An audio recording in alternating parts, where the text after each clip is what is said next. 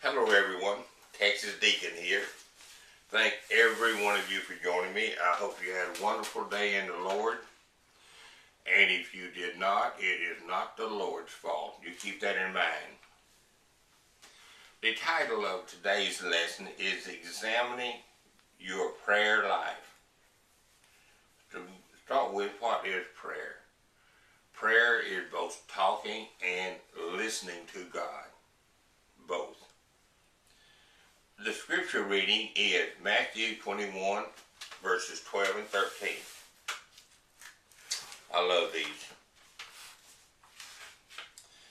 Then Jesus went into the temple of God and drove out all those who bought and sold in the temple, and overturned the tables of the money changers and the seats of those who sold doves. And he said to them, "It is written, my house shall be called a house of prayer, and you have made it a den of thieves." Very, very good lesson right there.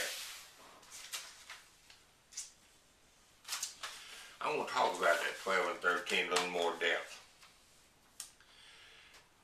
It says that we're buying and selling. Well, people come to the temple all the time. They usually had money because they come there to make some offerings and this and that. So the merchants, some of them, found out that's a good place to set you up a little booth in the temple. Now, the money changers, what function did they serve? If you will stop and consider, back in those days you didn't have paper money. And when I try to talk to people about what money is, real money, first thing I do is point out to them that a $1 bill and a $100 bill are printed on the same piece of paper.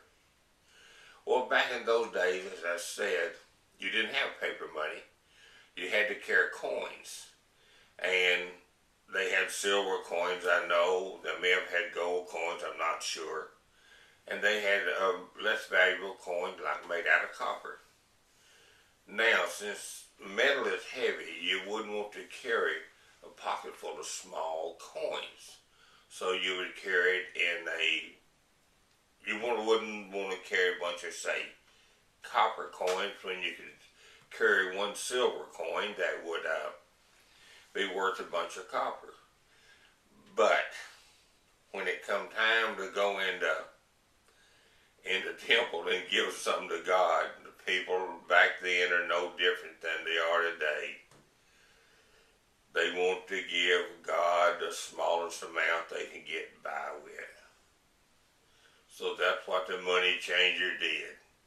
He would change your bigger coins into smaller, less valuable coins, and you could go in there and throw a whole bunch of small coins around and look good before men, but God knew their hearts. Now, the ones that sold doves, from what I understand is that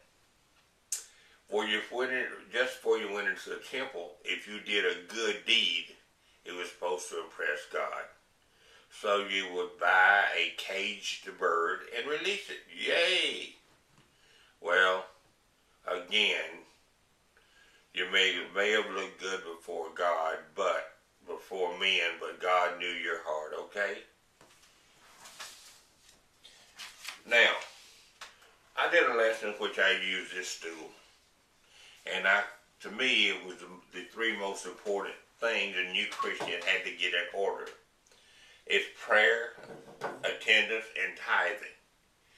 Now, when it comes to attendance and tithing, man makes records of that. But we have no way of making a record of your prayer life. That's only between you and God. And you must have a prayer life. You must talk to God. He wants to hear from you. And you're not doing him a favor either just because you say a little prayer to him.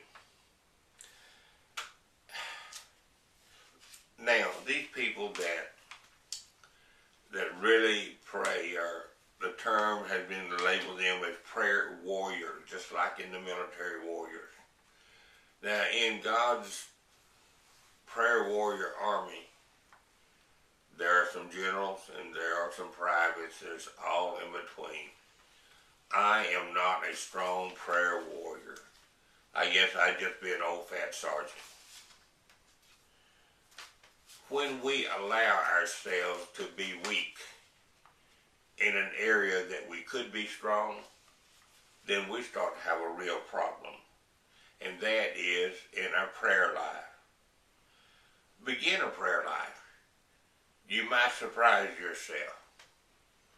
I personally believe that the weakest prayer ever offered to God by a true heart Christian, one that speaks Christ and God from the heart, not the lips, that God looked upon it as terrific, great, awesome, and wonderful. You give those words a little thought, will you? I plan on doing some more lessons on prayer in the near future. Looking forward to your comments, okay? And give me some. May God continue to bless and forgive the United States of America. May God continue to bless the Republic of Texas. And may God continue to bless you and yours.